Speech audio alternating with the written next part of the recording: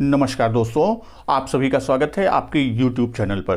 दोस्तों, आज हम लोग इस बात पर डिस्कस करेंगे कि जो प्रशिक्षु साथी हमारे DLED 2019 बैच के हैं, जिन्होंने सेकंड सेम की परीक्षा दे दिया है, और वो साथी जो थर्ड सेम की परीक्षा दे चुके हैं या फोर्थ सेम में है और उनका फर्स्ट सेम या सेकंड सेम में बैक लगा है, तो क्या वो एलिजिबल हैं जो यूपी टेट की आवेदन आने वाला है।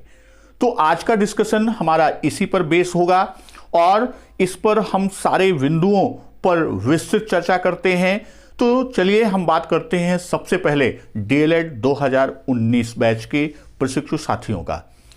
तो दोस्तों, जैसा आप जानते हैं कि आपकी सेकंड सेम की परीक्षा हो चुकी है।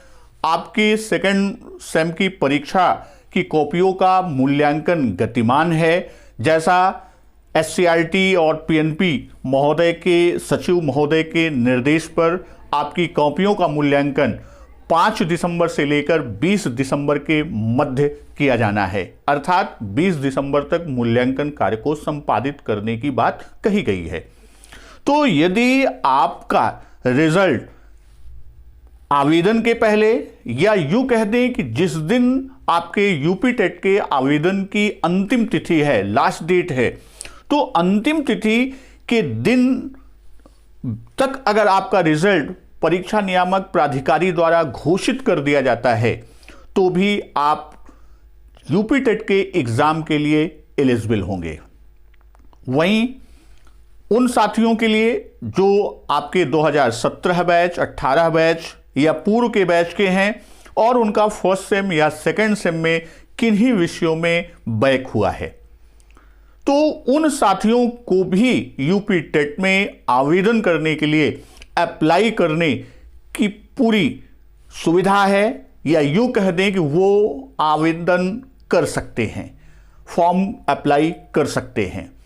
यहां जैसे आपकी परीक्षा की उत्तर पुस्तिकाओं का मूल्यांकन कार्य गतिमान है, तो मूल्यांकन कार्य के पश्चात सिर्फ इतना आपको ध्यान में रखना है कि यूपी टेट के आवेदन के पूर्व या आपके आवेदन की अंतिम तिथि के कम से कम 2 से 3 दिन पूर्व आप रिजल्ट परीक्षा नियामक प्राधिकारी से संपर्क कर वहां पर अपने प्रभाव को दिखाकर आप रिजल्ट डिक्लेयर करवा लें, तो आप उसके लिए एलिजिबल होंगे।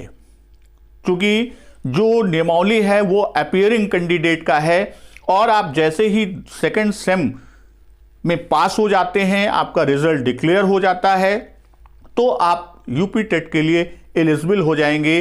वो यूपी टेट हो, सी टेट हो, किसी में भी। और जो प्रशिक्षु बैक पेपर में है, चूंकि वह थर्ड सेम की परीक्षा दे चुके हैं या थर्ड सेम की परीक्षा के लिए सिर्फ सेकंड और फर्स्ट सेम के बैक का इंतजार है, क्योंकि वह सेकंड सेम की परीक्षा दे के रिजल्ट उनका डिक्लेयर हो चुका है, 1 या 2 विषय में बैक है, तो वो भी आवेदन के लिए क्या है, एलिजिबल कैंडिडेट हैं।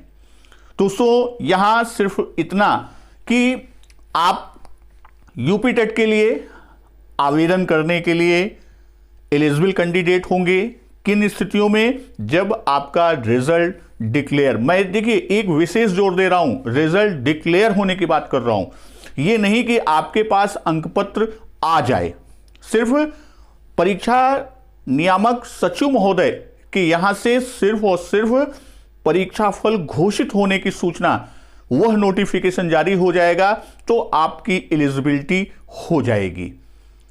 तो दोस्तों, आप यदि अभी तक चैनल को सब्सक्राइब नहीं किए हैं, जो भी हमारे साथी, तो वह कृपया चैनल को सब्सक्राइब कर लें। और हम पूर्व में भी आपके साथ लगे हुए हैं, आपके साथ हम विभिन्न विषयों पर विचारों को साझा करते हैं, डिस्कशन करते हैं, और आगे भी हम लोग यूपी टेट के क्रम में भी आपके साथ अनवरत लगे रहेंगे। आपके मंगल भविष्य की कामना के साथ धन्यवाद। वंदे मातरम।